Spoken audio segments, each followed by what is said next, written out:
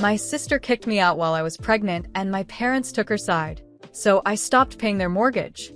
And hey there, I'm a 33-year-old woman raising my lovely 5-year-old daughter on my own. Life hasn't been the easiest, especially since things with her dad didn't go well while I was pregnant. And even after our daughter was born, he wasn't faithful to me. It hurt a lot. But after she came into the world, I knew I had to take control, so I ended the relationship and kicked him out. That's a story for another day, though. Right now, let me tell you about what's been happening with my family, specifically my sister. After the breakup, I moved back in with my parents. Let's face it, being a single mom is hard, and having family around to help can make a world of difference. For a while, things were manageable. I was working, and my parents helped out here and there, although not as much as they had promised. But everything changed just a couple of days ago when I came home to find my younger sister, Ava, sitting in the living room. Ava is 29, and the first thing I noticed was her huge pregnant belly. She had moved to Croatia with her husband right after they got married, and I hadn't seen her since. You'd think I'd be happy to see her, but that's complicated. Ava and I have never really gotten along. She's always acted like she's better than me, and she's made it her mission to turn our parents against me whenever she can. And being the younger sibling, she's always played the innocent card, getting away with pretty much anything. Ava isn't just mean with her words. She's physically intimidating, too. She's bigger and stronger than me. And there were times growing up when I genuinely felt threatened by her. But my parents, they were blind to it all. Every time I tried to tell them that Ava was bullying me or even getting physical, they brushed it off, saying, "She's your little sister. How could she possibly hurt you?" That's how it's always been. I learned to keep my distance from Ava when I moved out for high school. It felt like escaping a prison. But now she's back, and not just for a visit. She's back for good. When I saw her sitting there, I was taken aback. I hoped she was just back to have her baby, and then leave again. I cautiously asked my mom how long Ava was planning to stay. Before my mom could even answer, Ava yelled from the living room, "I'm here to stay. Do you have a problem with that?" Her tone was sharp, and it was immediately clear that she hadn't changed one bit. Still the same self-centered, narcissistic person she's always been. My mom told me Ava's husband had gotten a transfer back to the States, and though he had company accommodation, they thought it was best for Ava to stay with our parents during her pregnancy and after the baby was born. I couldn't believe what I was hearing. When I had my daughter, I didn't get half the support Ava was getting. I asked my mom if she really had the time to take care of Ava's child, and she replied meekly, "Well, she's still so young. How could she raise a child on her own?" Ava is 29. She's not young. I was 27 when I had my daughter, and I handled most of the postpartum on my own because my husband wasn't around. My mom didn't come to help me then, telling me it was just something I needed to learn as part of motherhood. But here she was, bending over backward to help Ava, cooking for her, bringing her supplements, and making her as comfortable as possible. I was furious but kept my cool. The favoritism was always obvious, but this took it to another level. For years I kept my distance from Ava because of it, and now here I was, living in the same house as her again, but this time it wasn't just me I had to think about. It was my daughter. When I separated from my husband, I rented my own place at first, but my dad insisted I move in with them. He said their house was too big for just the two of them, and that they could help with my daughter when I was at work. It seemed like a fair deal. Instead of paying rent for my own place, I could pay rent to my parents and save a bit of money. Plus, I was going through a lot emotionally at the time: pregnancy, postpartum, my husband's infidelity. So I accepted their offer. At first it was fine. I paid rent, and my mom agreed to babysit my daughter occasionally, though not as often as she had promised. Most of the time I had to hire a full-time nanny because my mom said she couldn't babysit full-time. So instead she played the role of a baby monitor, making sure the nanny was doing her job properly. It wasn't ideal, but I was grateful to have her around to keep an eye on things. But now, seeing how she was catering to Ava, doing everything for her, while I had to hire help and take care of everything on my own during my pregnancy, it was too much to handle.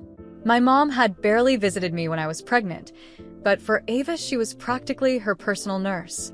I knew something was up.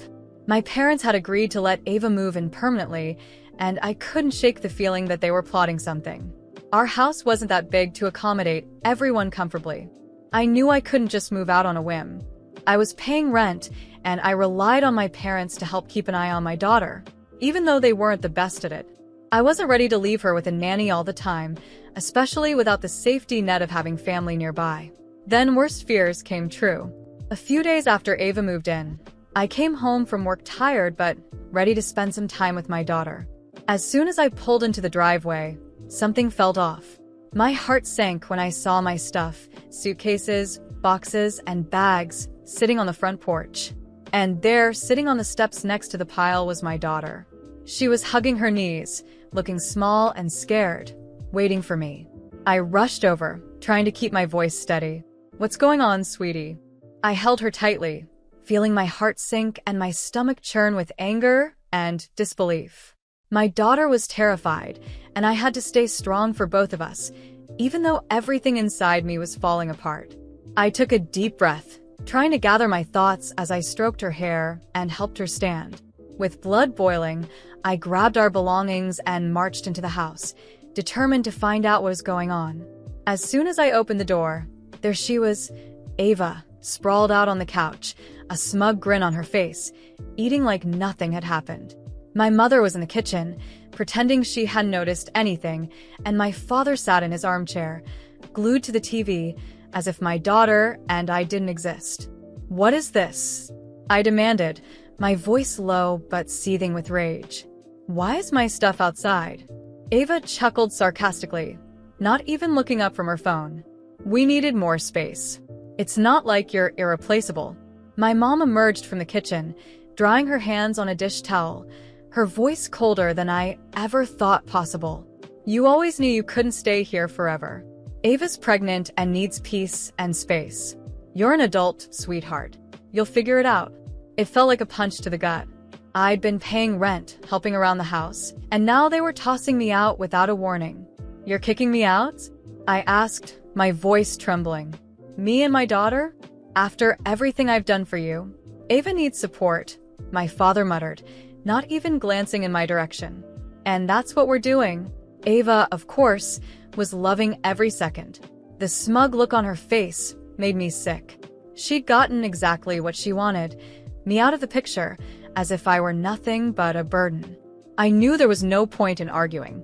They wouldn't listen to reason, and any plea for fairness would fall on deaf ears. I took my daughter's hand, grabbed our things, and walked out of the house I once thought was a home. But I wasn't going to let this go. In the following days, I contacted the bank to inform them that I would no longer be paying the mortgage on my parents' house. The loan was in my name, and without my money, they'd be in trouble. At the same time, I hired a lawyer to make sure they couldn't legally evict me without proper notice, adding more complications for them. Meanwhile, I found a small apartment to rent. It wasn't much, but it was ours. And my daughter could finally sleep peacefully, without the fear of being kicked out again. A few weeks later, the inevitable happened. My parents received notice that their house was going into foreclosure. My mom called me, hysterical, begging me to reconsider. She said I was being cruel, that Ava couldn't handle so much stress during her pregnancy. Stress? I laughed bitterly. "And what about what you did to me and my daughter?" That didn't matter.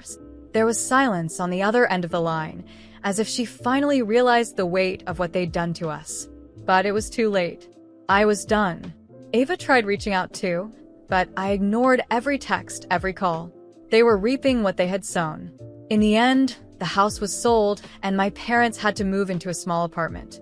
Ava and her husband were forced to live on their own, without the luxury they had expected. As for me, I moved forward. I found a better job, saved money, and built a new life for my daughter and me. It was just the two of us now, and that was more than enough. And whenever anyone from the family tried to guilt-trip me or ask for help, I would smile and say calmly, "You made your choices. Now live with them." And that's how I found my peace and proved to everyone that no one walks all over me and gets away with it. The months passed, and with each day, I felt the weight of the past melt away as I rebuilt my life. My apartment wasn't big, but it was cozy, and most importantly, it was ours. My daughter thrived in that safe, loving space. Without the pressure from my family, I found a peace I never thought possible. The silence was therapeutic, and the certainty that no one could humiliate me again gave me strength. Slowly but surely, I started to smile for real. I found a new job, one that paid better and offered the flexibility I needed to care for my daughter. I saved up, and before long, I moved us into a larger apartment in a quiet neighborhood with a good school nearby. For the first time in years, I felt hopeful about the future. I was at peace, but I couldn't avoid hearing bits and pieces about what had become of my parents and Ava. They were hitting rock bottom, and to be honest, I felt no pity. After losing their house, my parents moved into a modest apartment in a less-than-ideal part of town. My dad's pension barely covered the bills, and my mom had to take a job as a cashier at a pharmacy to make ends meet. Her arrogance quickly faded when she realized she would have to fight to survive. As for Ava, things were even worse. Without the luxury and support she expected, she faced a harsh reality. Her husband didn't take kindly to the stress of being their sole provider, and they fought constantly. Ava thought that moving back to the US would be a blessing, but soon discovered that things wouldn't be as easy as she imagined. With my parents struggling, Ava had to care for her baby on her own. And, unsurprisingly, after just a few months, her husband walked out. She was abandoned, just as I had been, but the difference was she never knew how to be strong on her own. Instead of rising to the challenge, Ava wallowed in self-pity, flooding social media with posts about how unfair life was and how everyone had let her down. She pushed away her friends, blocking the ones who tried to help. Unlike me, Ava didn't have the strength to start over. For a while, she begged for help from our parents, but they were drowning in debt and couldn't afford to support her any longer. And that's when they came to me.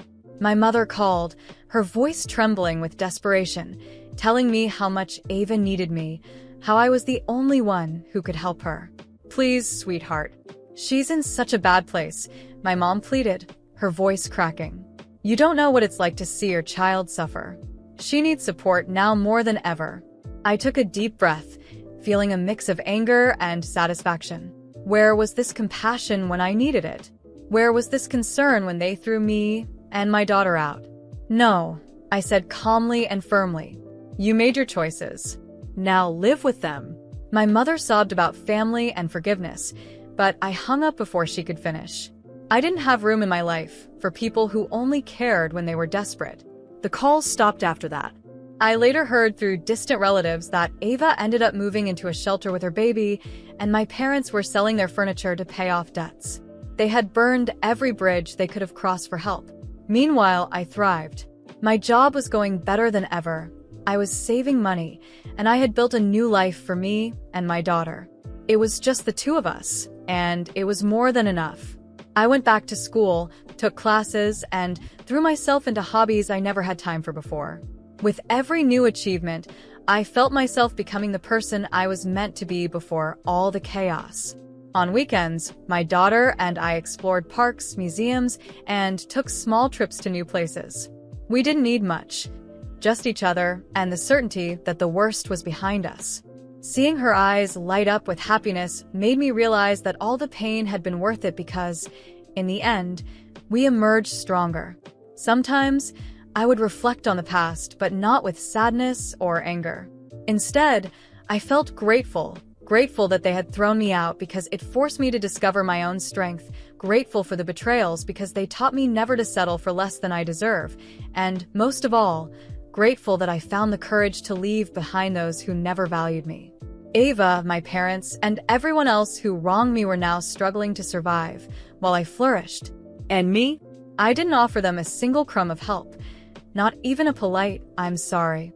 Life has a funny way of paying people back, and I learned that the best revenge is living well and in peace. And so, I moved forward, each day lighter and happier, while those who had tried to break me dealt with the consequences of their actions.